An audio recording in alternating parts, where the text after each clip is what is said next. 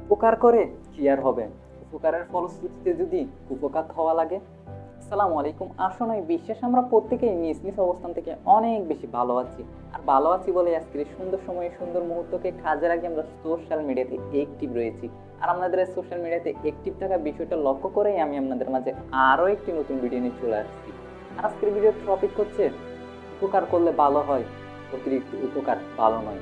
দৈনন্দিন জীবনে প্রিয় মানুষ থেকে শুরু করে পরিচিত মানুষের উপকারে আমরা নিজেদেরকে নিয়োজিত রাখার চেষ্টা করি প্রতিটা মুহূর্তে। তবে সেই প্রিয় মানুষ থেকে শুরু করে পরিচিত মানুষগুলো কি আদৌ আমাদের উপকারের কথাটা স্মরণ করে প্রতিটা মুহূর্তের কথা যদিই বাদ দিলাম, তবে মাঝে মধ্যেও তো মনে করা উচিত বলে মনে হয় সর্বক্ষণে আমার মনে। তবে তারা কি সেই বিষয়টা মনে রাখে? আসলেই মনে রাখে, তবে সেই বিষয়টা হচ্ছে উপকার কিংবা হচ্ছে যে সাহায্য হিসেবে, অনুভূতিশীল হিসেবে মনে রাখে না। সেই উপকারটা দিয়ে আমাদেরকে উপকারের চেষ্টায় তারা এই জিনিসটা মনে রাখে। আমি অনেক মানুষকে দেখেছি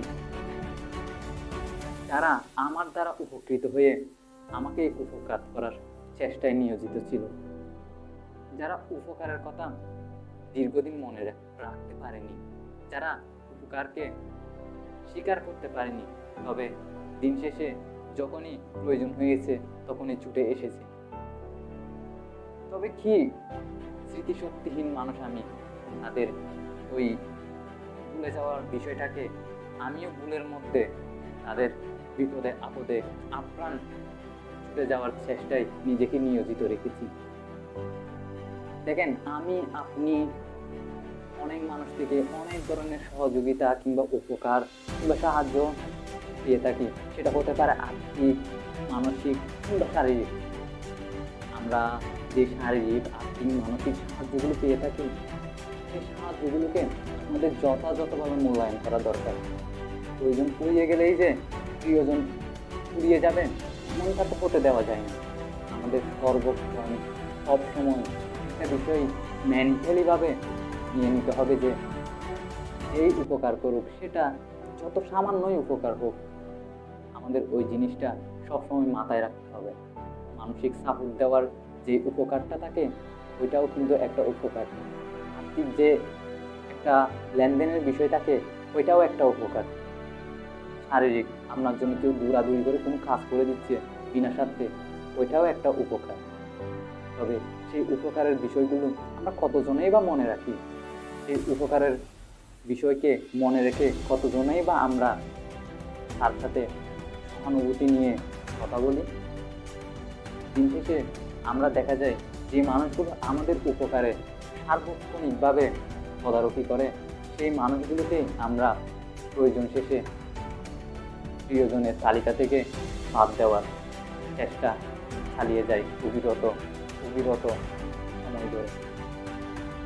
তবে কি এটা আমাদের অভ্যাস নাকি এটা আমাদের অভ্যাস? হলে তো সবার সাথে হবে, তবে মাঝে মধ্যে মানুষের দ্বারা আমাদের এই জিনিসটা সীমাবদ্ধ থাকে। প্রয়োজনে কেউ আমাদের প্রিয়জন না হোক, আমাদের প্রিয়জন সবসময় প্রয়োজনেই থাকুক, এই জিনিসটা আমাদের মতবাদ থেকে একদমই মুছে দিতে হবে। আমাদের মনের মধ্যে একটা বিষয় হচ্ছে যে সবসময় উজ্জীবিত করে রাখতে হবে, সেই জিনিসটা হচ্ছে যে কখনো প্রিয়জনকে আমরা প্রয়োজন বানাবো না। সবসময় প্রয়োজনের জায়গায় থাকবে, প্রিয়জন প্রিয়জনের জায়গায় থাকবে। উপকারিতা মানসিকতাই আমাদেরকে যেন হ্রাস করতে না পারে, ওই জিনিসটাকে উপেক্ষা করে আমাদের সবসময় উপকারী মনোভাব নিয়ে উপকার করতে হবে।